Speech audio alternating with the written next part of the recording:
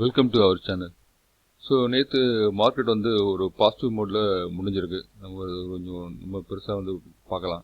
அதே மாதிரி அந்த 23,000 அப்படின்ற ஒரு சப்போர்ட் பாயிண்ட்டு நல்ல பெருசாக நமக்கு வந்து சப்போர்ட்டாக செயல்பட்டுருக்கு. முந்தானத்தும் அந்த மார்க்கெட் இறங்குற அன்றைக்கி அந்த 23,000 பெரிய சப்போர்ட்டாக செயல்பட்டுருக்கு. நேற்று வந்து 23,000 பெருசு சப்போர்ட்டாக செயல்பட்டுருக்கு. வருங்காலங்களில் நம்ம இந்த 23,000ன்றது அடுத்த சப்போர்ட் பாயிண்ட்டாக நம்ம எதிர்பார்க்கலாம். மார்க்கெட் வந்து பெரிய லெவலில் இறங்கி ஒரு 27,000 28,000 போய் திரும்ப இறங்கிச்சு அப்படின்னா இந்த 23,000 அப்படின்றது பெரிய சப்போர்ட் பாயிண்டாக நமக்கு வந்து செயல்படக்கூடிய வாய்ப்புகள் உண்டு. அதே மாதிரி இது மார்க்கெட் வந்து க்ளோசிங் வந்து பார்த்தீங்கன்னா 130 பாயிண்ட் வந்து அப்பில் க்ளோஸ் ஆயிருக்கு. மார்க்கெட் ஓப்பன் வந்து 23,155, ஓப்பன் வந்து 23,099, ஹை வந்து 23,169, 22,980. இந்த சப்போர்ட் பாயிண்ட் பெரிய லெவலில் செயல்படும். முன்னாடி தான் அந்த சப்போர்ட் பாயிண்ட் கிட்டத்தட்ட பார்த்தீங்கன்னா தெரியும். 2 நாள் அந்த மார்க்கெட் சப்போர்ட் பாயிண்ட் பெருசாக செயல்பட்டுருக்கு. அதே மாதிரி நேற்று நிஃப்டியில் பார்த்தீங்கன்னா பெருசாக கான்ட்ரிபியூட் பண்ண ஸ்டாக்ஸ் மொத்தம் 27 ஸ்டாக்ஸ். அதில் வந்து ஒரு பெரும்பாலான மூணு பங்குகள் வந்து 100 பாயிண்ட் வந்து இது பண்ணியிருக்கு. இன்ஃபோசிஸ் ஒரு 40 பாயிண்ட்டு, HDFC பேங்க் ஒரு 37 பாயிண்ட், TCS ஒரு 25 பாயிண்ட். மீதியெல்லாம் வந்து ஒரு சின்ன கான்ட்ரிபியூட் பண்ணியிருக்காங்க நிஃப்டிக்கு. ஸோ நேற்று நிஃப்டியை இது பார்த்தீங்கன்னா 27 பாசிட்டிவ், 23 நெகட்டிவ் பார்த்தீங்கன்னா பெரிய லெவலில் இறங்கினது Tata Motors, Axis Bank, Trent, BEL, L and T, Power Grid இதெல்லாம் வந்து நேற்று வந்து நிஃப்டியை வந்து பதம் பார்த்த பங்குகள். நிஃப்டி வந்து நேற்று ஏற்றம் கொடுத்த பங்குகள் பார்த்தா ஒரு 27 பங்குகள் நேற்று வந்து ஏற்றம் கொடுத்துருக்கு. அதே மாதிரி நெக்ஸ்ட் நிஃப்டி பார்த்தீங்க அப்படின்னா அதுலேயும் வந்து ஒரு பெரிய அடி நேற்று நெக்ஸ்ட் நிஃப்டி வந்து பெரிய லெவலில் நேற்று க்ளோசிங்கில் வந்து அடி மிட் கேப் ஸ்டாக்ஸ் எல்லாம் நேற்று பலத்த அடி நேற்றும் பலத்த அடி வாங்கியிருக்கு. அதில் வந்து பெல், ஹெச்ஏஎல்லாம் பார்த்தீங்கன்னா கிட்டத்தட்ட நேற்று 3,000 இப்போ 4,000 டிக்ளேர் நேற்று 3,820 ட்ரேட் ஆயிருக்கு. Trent, REC, so Naukri, DLF, so இந்த ஸ்டாக்ஸ்லாம் நேற்று வந்து பெரிய அடி.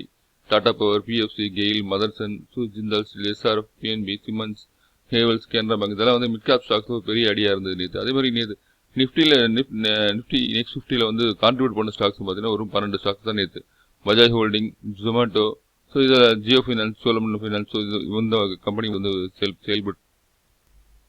அதே மாதிரி நேற்று நிஃப்டி நெக்ஸ்ட் 50ல் வந்து ஒரு 540 பாயிண்ட் மிட் கேப் ஸ்டாக்ஸ் எல்லாம் பலத்த அடி நேற்று வாங்கியிருக்காங்க நேற்று மிட் கேப் ஸ்டாக்ஸை. ஆனால் மிட் கேப்போட க்ளோசிங் வந்து நேற்று நல்லா இருக்குது, டபுள் பாட்டம் கொடுத்துருக்கு. ஸோ இன்னைக்கு மிட் கேப் ஸ்டாக்ஸ் எல்லாம் வந்து ஓரளவு ஏறும்னு எதிர்பார்க்கலாம் இன்னைக்கு.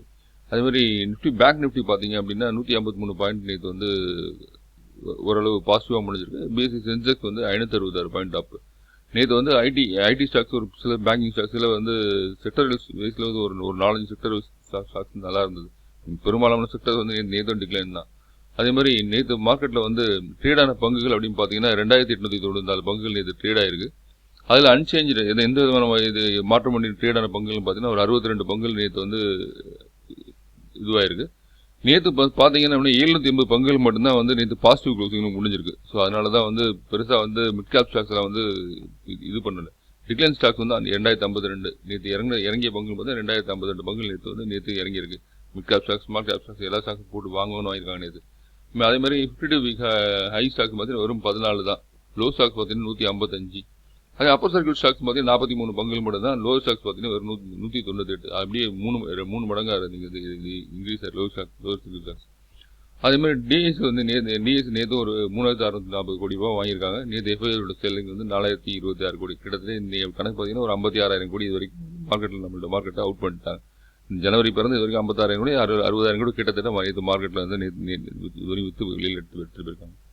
நேற்று ஏரிய பங்குகள் அப்படின்னு பார்த்தா பாம்பே பர்மா ஸ்டாக்ஸ் ஒரு 13% ஏறி இருக்கு. ஸோ இது வந்து பிரிட்டானியாவோட ஹோல்டிங் கம்பெனி. அதே மாதிரி ஒரு 7% ஏறி இருக்கு. எல்ஜி எக்யூப்மெண்ட்ஸ் ஒரு 6% ஏறி இருக்கு. நியூலாண்ட் லேபரேட்டரிஸ் ஒரு 5% ஏறி இருக்கு. அவந்தி ஃபீட்ஸ் ஒரு 4% ஏறி இருக்கு. பஜாஜ் ஹோல்டிங்ஸ் ஃபினான்ஸ் அது ஒரு 4% இருக்கு. எம்சிஎக்ஸ் நல்ல அடி வாங்கின ஸ்டாக்ஸ் அது ஒரு 4% இறங்கி இருக்கு. அதே மாதிரி சவுத் இந்தியன் பேங்க் ஒரு 4% ஏறி இருக்கு. 5 ஸ்டார் பிஸ்னஸ் அது ஒரு அது ஒரு கிட்ட 4% ஏறி. Wipro, NIIT learning system, Infosys, Axis and Tata Consultancy ஒரு 2%, ஈசிடி planners, Heritage Food, Cholamandalam Investment, symphony.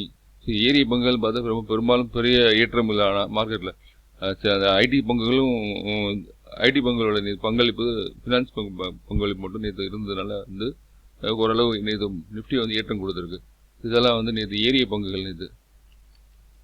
So அதே மாதிரி 2ஆம் தர பங்குகள் வந்து ஜனா ஸ்மால் ஃபைனான்ஸ் பேங்க் வந்து ஒரு 19% ஏற்றம் கொடுத்துருக்கு. இந்த மஹிந்திரா ஐபிசி கண்டிப்பாக ஒரு இடத்துல இருக்குது. நேற்று முன்னாடி ஒரு 13% ஏற்றத்தில் இருந்து இன்றைக்கி ஒரு 13% ஏற்றத்தில் இருக்குது. பாம் ஜுவல்ஸ், எஸ்ஆர்ஜி ஹவுசிங் ஃபைனான்ஸு, கெம்ப்ரெக்ஸ் என்டர்பிரைசஸ், எம்ஆர்ஓ டெக் ரியாலிட்டி, பெய்ட் இன்ஃபுன்சர், நர்மதா அக்ரோபேஸ், ஜெனித் எக்ஸ்போர்ட்ஸ், துரு consultancy, Hitech Corporation, SML issue. So இதெல்லாம் வந்து எஸ்எம்எல் இஷ்யூலாம் வந்து கிட்டத்தட்ட ஒரு நல்ல ஒரு 2500 கிட்டத்தட்ட பலத்த அடியில் இறங்கியிருக்கு. லாய்ட்ஸ் என்டர்பிரைசஸ் ஒரு 60, அதே மாதிரி யார் லாய்ட்ஸ் என்டர்பிரைசஸ் நோட் பண்ணுறாங்கன்னு தெரில. அது ஒரு பலமான ஒரு இதில் செயல்பட்டு இருக்கு. அது ஒரு 56 கீழே வந்து இறங்கலை. நேற்று வந்து 4% ஏறி இருக்கு. டெக்கான் ஹெல்த் கேர் ஒரு 4% இருக்குது. ஜெனித் ஸ்டீல் பைப்ஸ் ஒரு 4% இருக்குது. அல்டிஜிட் டெக் 4% இருக்குது. ஆண்ட்ராய்டு 4% இருக்குது. Sasken Technology 4%, GRMO, Mukand, Khaitan, Nesco, பகேரியா, Prataap Snacks, Prime Securities, Vineet Laboratories, International Gems. இதெல்லாம் வந்து நேற்று ஏரிய பங்குகள். Ixora tiles. ஸோ இது அவ்வளோதான். நேற்று ஏரிய பங்குகள் பார்த்தா அதாவது மிட் கேப் ஸ்டாக்ஸ் தான் பலத்தை அடி வாங்கினதுனால நேற்று ஏரிய பங்குகளோட இது வந்து கம்மி தான். ஆனால் நீ இறங்கிய பங்குகள் பார்த்தா இந்த பங்குகள் இறங்கி இருக்காது. அது என்னன்னு பார்ப்போம். இப்போ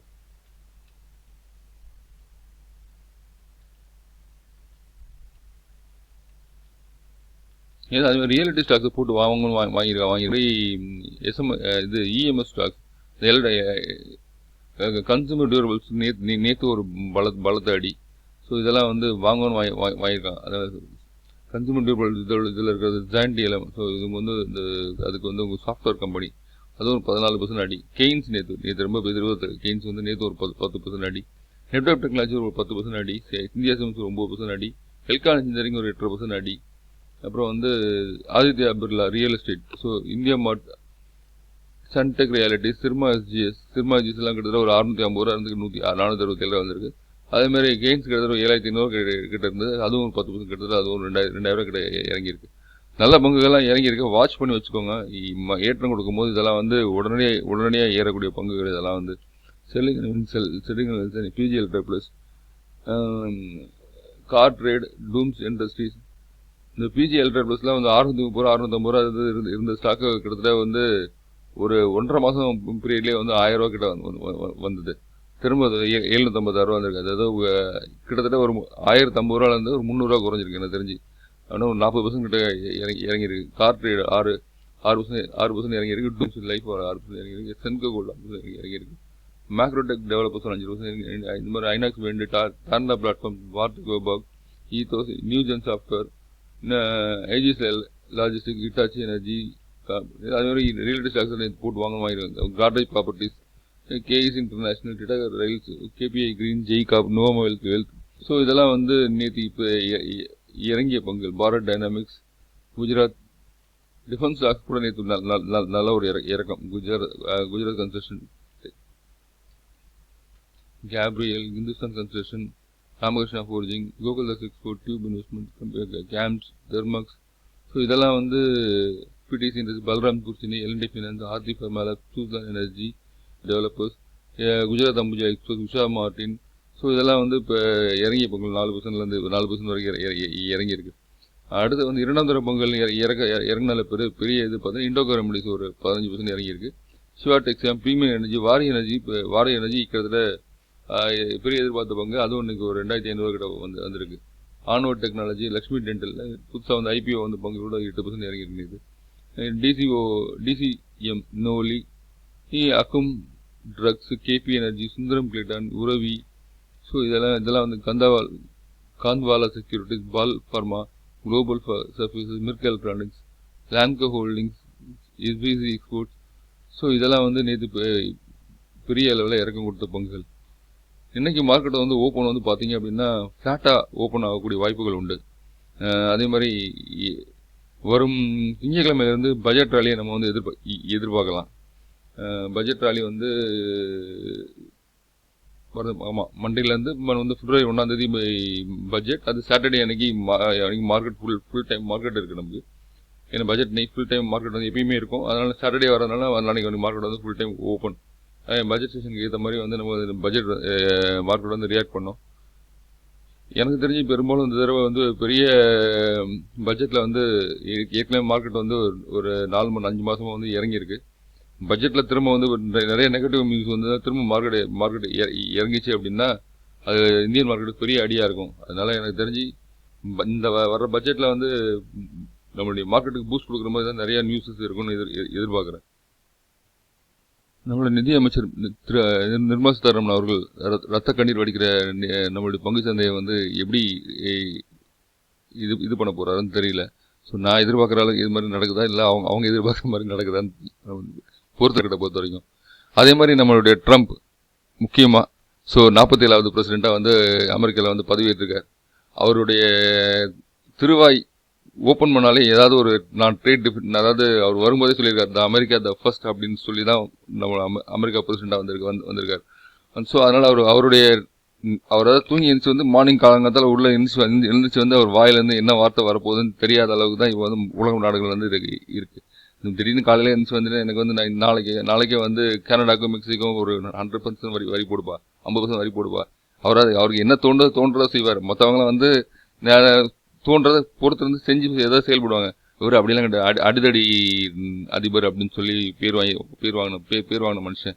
அவர் வரும்போதே சொல்லிட்டு தான் வந்திருக்காரு இந்த அமெரிக்கா த ஃபர்ஸ்ட் அப்படின்னு சொல்லி இந்த வேர்ல்டு ஆர்டரில் வந்து யார் முதல்ல இருக்கணும் அப்படின்னு சொல்லி பெரிய எதிர்பார்ப்பு.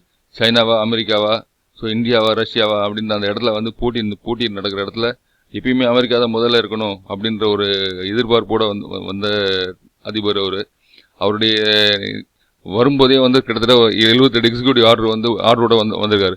அவர் அன்னைக்கு பேசும்போதே சொல்லியிருக்காரு இந்த டீடாலரேஷன் பிரிக்ஸ் நாடுகள் வந்து டீடாலரேஷன் பண்ணணும்னு நீங்கள் வந்து நினைச்சீங்க என்ன அப்படின்னா நான் எல்லா நாடுகளும் 100% வரி போடுவேன் அப்படின்னு சொல்லியிருக்காரு.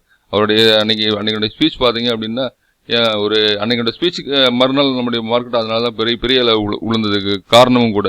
ஏன்னா அவர் என்ன பண்ணுவாருன்னு தெரியாது அந்த எதிர்பார்ப்புகள்.